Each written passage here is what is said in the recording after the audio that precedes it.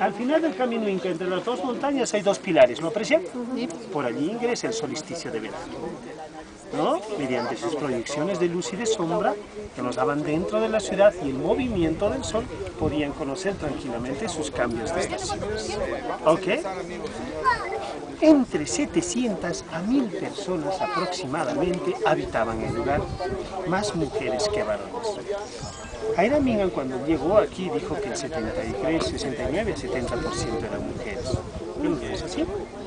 El año pasado estuvimos en la Universidad de Yale, no como peruanos, sino como bolivianos, haciendo los estudios. Peruanos no nos dejan ingresar. Dicen que lo vamos a llevar nuestros objetos, vamos a recogerlos. Entonces, ingresamos, hicimos los estudios de los cráneos de los diferentes, las más momias, y los cráneos de los varones parecidos. Pero el de las mujeres variaba mucho. 57% mujeres. Cráneos largos, medianos, redondos, planos, diferentes. Eso nos enseña que aquí trataron de centralizar a las mejores sacerdotisas, médicas, astrónomas de toda esta extensión. Nunca hubo machismo, nunca hubo feminismo, no hubo clasificaciones sociales como hay hoy en día con la economía. Solo dos clases sociales, una panaca, la nobleza, los ruinas, el pueblo. Aquí arriba el Inca se encargaba de los varones, la colla de las mujeres. Y en el pueblo, ¿quién sería más? Una verdadera comunidad. ¿Qué tal la comunidad que ellos serían? Cada uno de ustedes eran muy importantes. Todos. ¿Sí? Y cada uno de ustedes elegían una niña o un niño.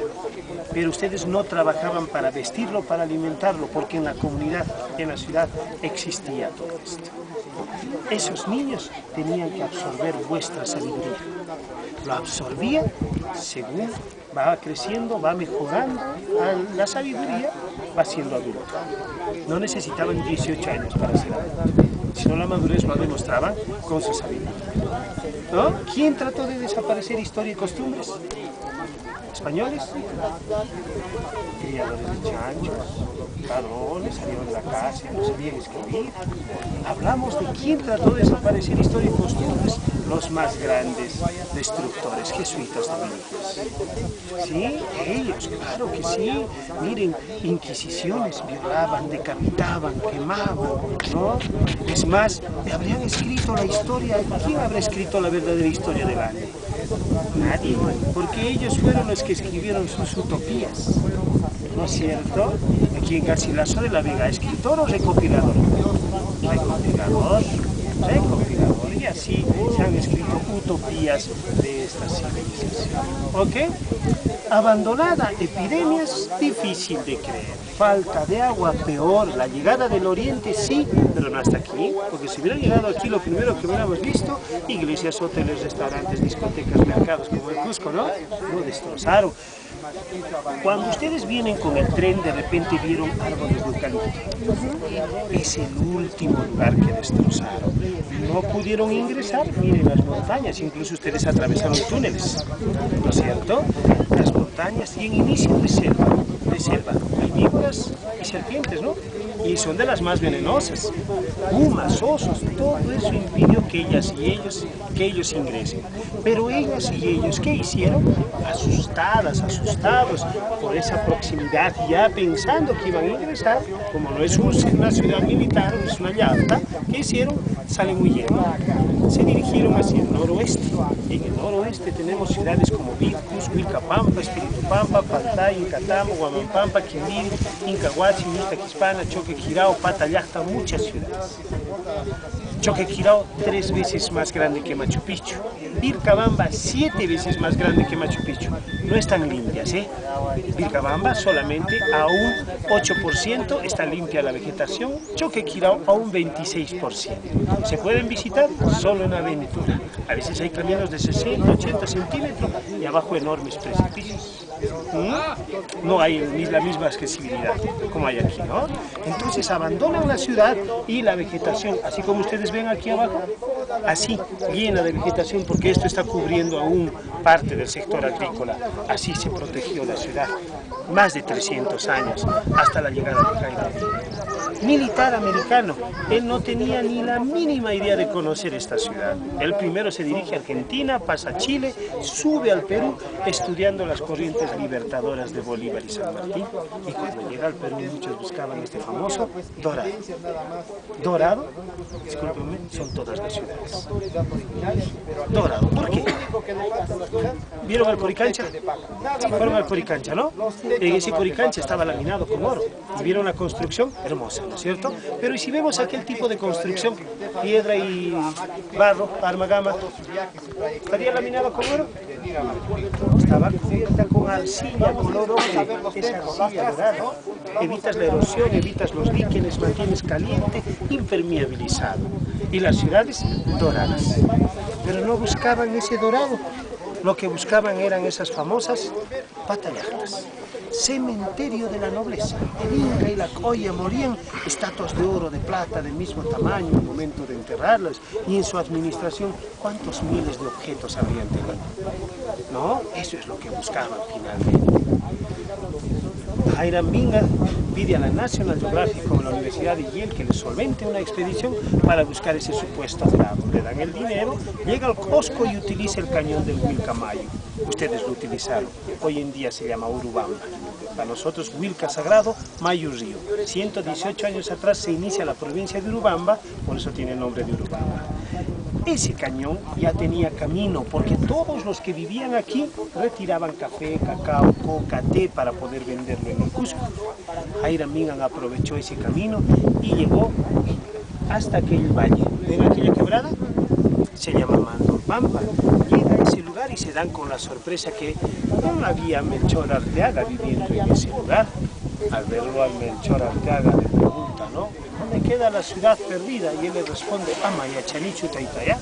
No lo entiendo, papá. Hiram Minga, preocupado, llamó a un militar, el sargento Carrasco. Al verlo al militar se asusta y le dice, ¿qué buscas? La ciudad perdida. No la conocemos, pero en esa montaña Machu Picchu tenemos una ciudad. Hiram Minga, enterado de esto, se metió la mano a la bolsa y sacó una moneda de un sol. Para una persona en esa época era muchísimo dinero. Se entusiasmó, al día siguiente agarró un machete y comenzó a hacer camino para llegar aquí. Cuando llegó aquí se dieron con la sorpresa también que vivían dos familias, la familia Álvarez y Recharte. Los apellidos porque fue mestizaje, vivían ocultos de los impuestos como de los militares, pero no aquí dentro. ¿Fuera vieron ese hotel? Esa era su casa, ¿eh? Esa era su casa antes. Álvarez y Recharte. Esa era su casa. Imagínense, antes era gratis vivir allí, ahora se paga $1.500 la noche. ¿Ah? No querían que se conozca la ciudad, había una negativa.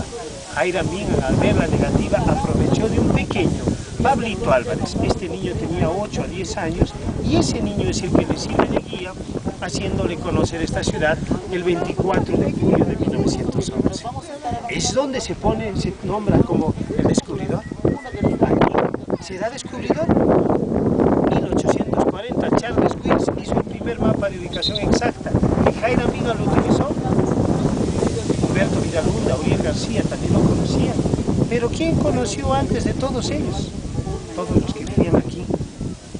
Agustín Lizárraga es el dueño de Machu Picchu. Digamos, decían, ¿no? Señor, ¿tienes 100 papas? Sí, me das 80, te quedas con 20. Ahora yo te voy a dar algo. ¿Ves este río y este río? Esos son tus límites. Todo lo que está aquí adentro es tuyo. Cuando yo regrese, ¿no? De los virreyes, de los corregidores, cuando yo regrese, quiero ya no 80, quiero 160, te estoy dando una gran tierra. Toma, aquí está el escrito, sellado, ¿no? Eres dueño. En 1992, cuando estaban limpiando, viene pues Agustín Lizárraga y les dice, ¿qué pasa? Son mis tierras. No, ahora es del gobierno, yo tengo mis documentos, yo pagué impuestos, ¿no? Me dice, bueno, ¿cuánto nos vas a cobrar por esa tierra? 120 soles. Muy bien, te lo vamos a pagar cuando tengamos. Hasta ahora siguen en juicio. No tiene el gobierno 120 soles. ¿No? Imagínense. Y es más, El año pasado tenían que devolver nuestros objetos, son más de 5.638 piezas que se las llevaron. Lastimosamente le hicieron hasta un centenario a Machu Picchu, ¿cómo no? Machu Picchu tendrá 100 años. Estuvimos hasta detenidos muchos de nosotros por hacer la protesta. No queríamos que metan, no se imaginan, toneladas de luces y sonido dentro de la ciudad. Terrorismo cultural hecho por el presidente Alan García Pérez. Dijo en la noche ceremonia, eso no era una ceremonia, esto era un festival, luces multicolores, música electrónica, entre ellos bebidas alcohólicas, tragos. Al día siguiente cuando limpiaron estaban recogiendo ya las botellas, ¿te imaginas, no? Por un supuesto centenario. Machu Picchu no tiene 100 años, tiene más de 500 años, ¿no? Antes de irse siempre tratan de llevarse todo, ¿no? Dinero. ¿Ok? ¿Cuántos objetos nos devolvieron? 363. Ustedes miran a la Catedral del Cusco, a la mano derecha, a 200 metros, está la Casa Concha y esta parte de la cerámica de esta ciudad. Los demás objetos, aún de repente vamos a esperar otros 100 años más. No quieren devolvernos. Para construir la ciudad, las piedras no necesitaban traer de otras montañas. La misma montaña es su cantera. Se inicia por la parte baja hacia la parte alta, por eso tienen todos esos muros de contención. En esta ocasión, en este lugar, nos sirve como agrícola y dentro de la ciudad ornamental y evitan la erosión también. ¿Ok? Muy bien. El agua, ¿de dónde habríamos retirado el agua? ¿De dónde habríamos retirado el agua? A esta dirección tenemos un manantial. Ese manantial nos da entre 14 hasta 30 mililitros por minuto. Desde el manantial hasta la primera fuente, 700 metros, ¿sí? 700 metros. Miren aquí esa línea en el área verde, ¿lo aprecian? Sí. Llega hasta donde está el techo de paja, ¿no es cierto? Y por allí baja las 16 fuentes, decantación, oxigenación, agua potable totalmente lista para beberla. De manantiales, lista, ¿no? Muy bien, pero el agua que ingresaba a la ciudad no utilizaban en el sector agrícola. Tenemos temporada de lluvias y secas. Cuando llueve, la montaña es como un depósito, es como una esponja, absorbe el agua. Cae el sol, de a poquito evapora, se mantiene verde todo el año. Tenemos entre 30 a 100% de humedad. Nunca utilizaron el arado. El arado para nosotros es desgarrar el vientre de nuestra madre. Simplemente con sus chaquitaclias, orificio, la mujer echa la semilla y lo cubre. ¿Cómo se llama hoy en día esa técnica? Es el invento del siglo, Siembra directa, labranza cero. Ahora pasan los tractores, hacen orificio, echan la semilla, echan el fertilizante y lo cubren. Es el invento del siglo y está patentizada por Estados Unidos. Imagínense, se conocía hace muchos años atrás. Cuanto más alto va a ser frío y cuanto más bajemos, calor.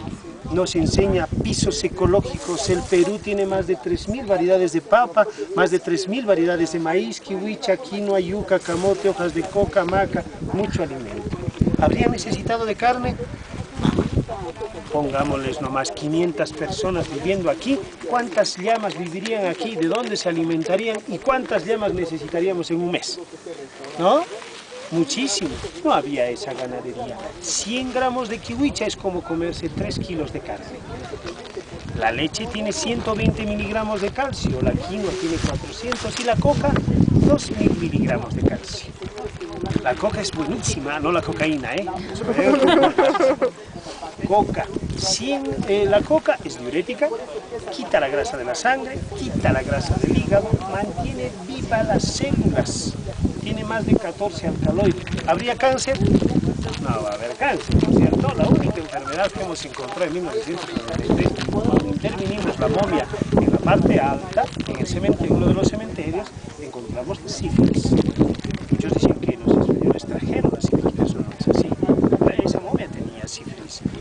La vestimenta la podían utilizar hasta que se deshaga. No existía moda, ¿no? No había esa preocupación de decir mañana que me pongo.